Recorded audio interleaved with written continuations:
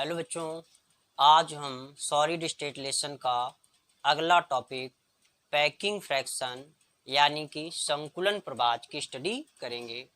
तो देखिए बच्चों, सबसे पहले समझेंगे कि संकुलन प्रभाज होता क्या है।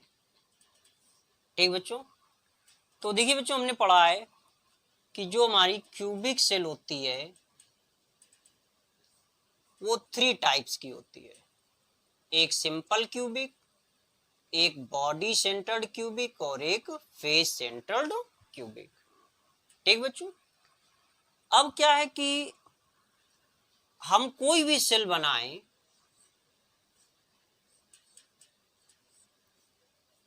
जैसे ये सेल बनाया हमने, तो जैसे सिंपल क्यूबिक की केस की बात कर रहे हैं। जैसे ये फेस आपके सामने जो बनी हुई है ये वाली, इसकी बात करें अगर, तो आप ध्यान से देखिए, इसमें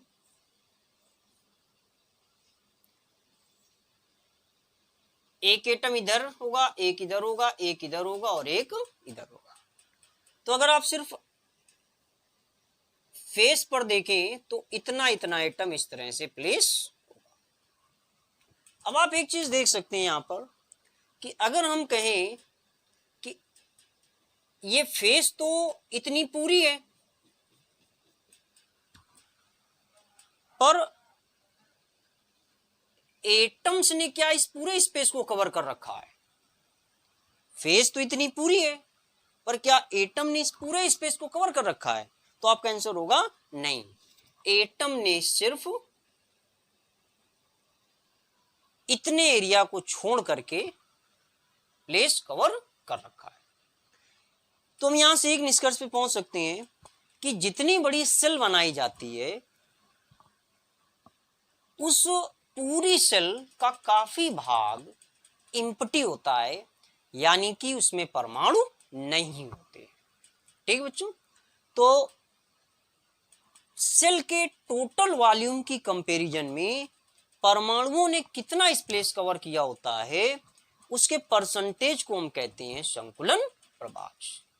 ठीक बच्चों, एकक सेल के संपूर्ण आयतन की तुलना में परमाणुओं ने जो स्थान घेरा होता है उसको कहते हैं संकुलन प्रभाज। ठीक बच्चों, तो देखिए अब हम इसी का कैलकुलेशन करेंगे कि सिंपल क्यूबिक कितना है, बीसीसी कितना है और एफसीसी कितना है। ठीक, तो पहले हम फार्मूले को समझ लेते हैं। तो देखिए बहुत सिंपल फार्मूला होता है।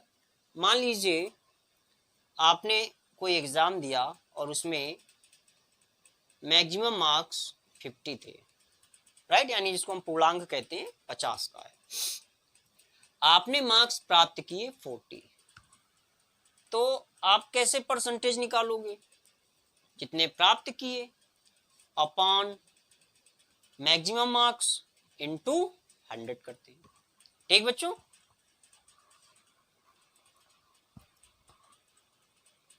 तो अब इसी तरह से मान लीजिए आपकी एकक सेल जो है उसका वॉल्यूम V है और उस V वॉल्यूम में परमाणुओं ने जो स्पेस कवर किया वो V डैश। तो फिर परसेंटेज कैसे निकालेंगे?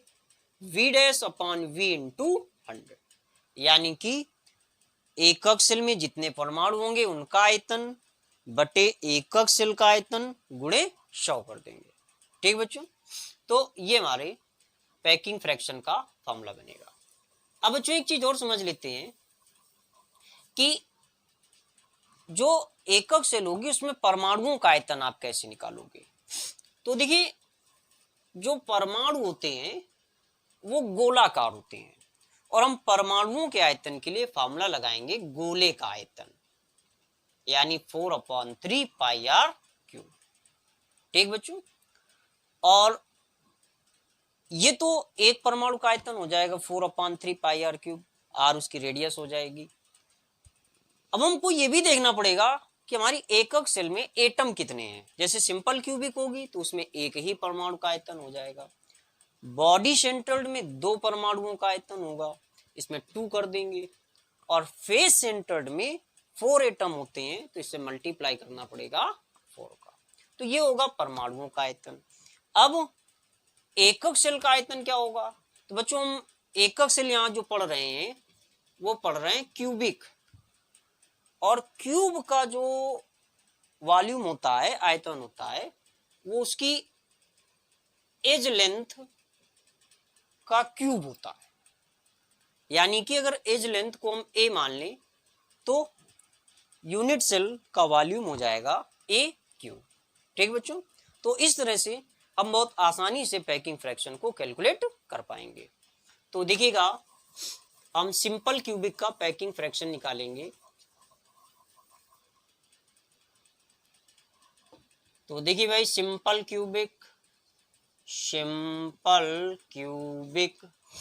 अब सिंपल क्यूबिक का पैकिंग फ्रैक्शन बनेगा v dash upon v into 100।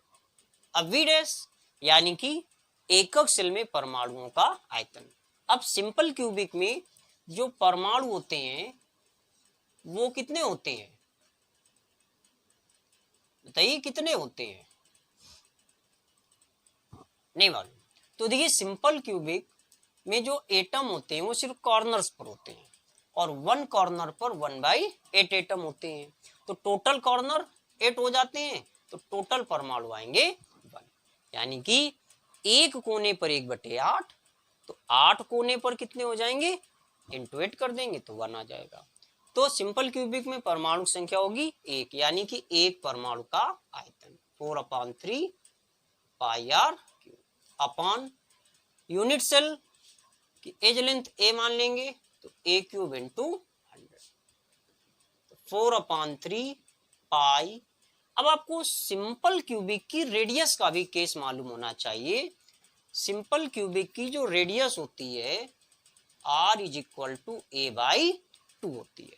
ठीक बच्चों, तो r के प्लेस पर रख देंगे a/2 का होल क्यूब इंटू 100 अपॉन ए क्यूब। इसे सॉल्व कर लेंगे, 4/3 इंटू पाई इंटू ए क्यूब अपॉन ए क्यूब इंटू 8 इंटू 100। ठीक बच्चों, ये ए क्यूब और ये 2 का क्यूब करेंगे तो 8 हो जाएगा, ये ए क्यूब और ये 3। तो ए क्यूब से ए क्यूब कैंसिल, 4 से 8 को काटेंगे तो 2 आ जाएगा। ठीक बच्चों, तो हम इसे लिख सकते हैं π/6 इंटू 100। पाई की वैल्यू 3.14 रखेंगे, इंटू 100 अपॉन 6 करेंगे तो बच्चों 52.33% आ जाएगा। तो इस तरह से सिंपल क्यूबिक का जो पैकिंग फ्रैक्शन होता है वो 52.33% होता है। यानी कि एकक सेल का जो वॉल्यूम होता है उसकी कंपैरिजन में इतने भाग को परमाणुओं ने घेरा होता है। तो परमाणुओं द्वारा घिरा स्थान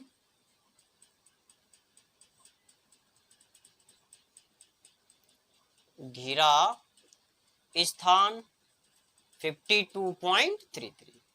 तो सरल घनीय में रिक्त स्थान कितना होगा बच्चों, 100 माइनस 52.33 माइनस करेंगे तो 10 माइनस 3 7, 9 माइनस 3 6, 9 माइनस 2 7, 9 माइनस 5 4, 47.67%। ठीक बच्चों, तो ये सिंपल क्यूबिक का केस था। अब पढ़ेंगे बॉडी सेंटर्ड क्यूबिक का केस। ठीक,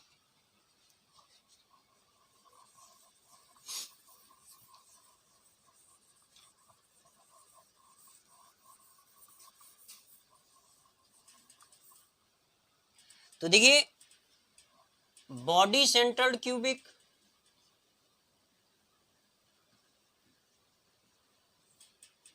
का पैकिंग फ्रैक्शन क्या बनेगा,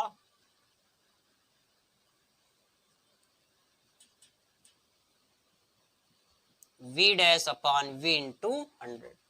अब v डैश क्या है, एकक सेल में परमाणुओं का आयतन। अब बॉडी सेंटर में परमाणु कितने होते हैं बच्चों, इसमें कॉर्नर्स पर होते हैं एटम, और एक एटम ठीक बीच में होता है। तो कॉर्नर कॉर्नर के मिला के टोटल एटम होते हैं 1 और 1 एटम सेंटर पॉइंट पर होता है तो टोटल होते हैं 2। तो इस तरह से यहाँ 2 परमाणुओं का आयतन होगा। कितना होगा 2 परमाणुओं का आयतन? 2 × 4/3 पाई आर क्यूब। बच्चों ये भी ध्यान रखेंगे कि यहाँ जो यूनिट सेल मानी जा रही है उसमें सारे एटम एक ही टाइप के हैं। ठीक बच्चों, अपान एकक सेल का आयतन A³ × 100।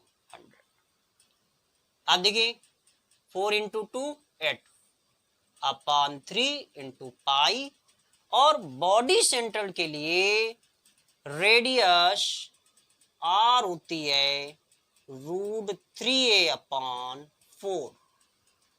ठीक बच्चों, तो R की प्लेस पर लिख देंगे √3a/4 का whole cube into 100 upon A³। ठीक बच्चों, अब इसे सॉल्व करेंगे। 8 × पाई इंटू √3 का क्यूब करेंगे तो 3√3, राइट। √3 का क्यूब √3 × √3 × √3, तो ये 3 हो जाएगा और ये √3 into A³ into 100 upon 3 into A³ into ये 4 का क्यूब करेंगे यहाँ पर तो हो जाएगा 64। ये 4 × 4 × 4। अब बच्चों इसे सॉल्व करेंगे तो A³ से A³ कैंसिल हो जाएगा, 3 से 3 कैंसिल हो जाएगा, 8 से 64 को कैंसिल करेंगे 8 आएगा, बचेगा पाई √3 अपॉन 8 × 100, राइट बच्चों। तो पाई √3 की वैल्यू 1.732 अपॉन 8 × 100। बच्चों यहां पर पाई की वैल्यू रख दीजिए, पाई की वैल्यू भी रख दीजिए 3.14। सॉल्व करेंगे तो आएगा पैकिंग फ्रैक्शन लगभग 68%। ठीक बच्चों, तो इस तरह से याद रखेंगे कि बॉडी सेंटर्ड में जो पैकिंग फ्रैक्शन होता है वो 68% होता है। यानी BCC में परमाणुओं द्वारा घिरा स्थान 68%।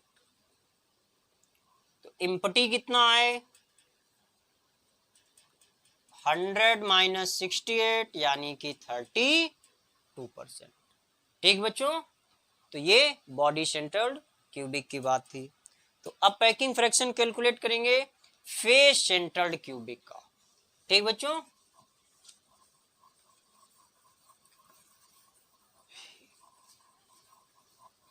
देखिए फेस सेंटर्ड क्यूबिक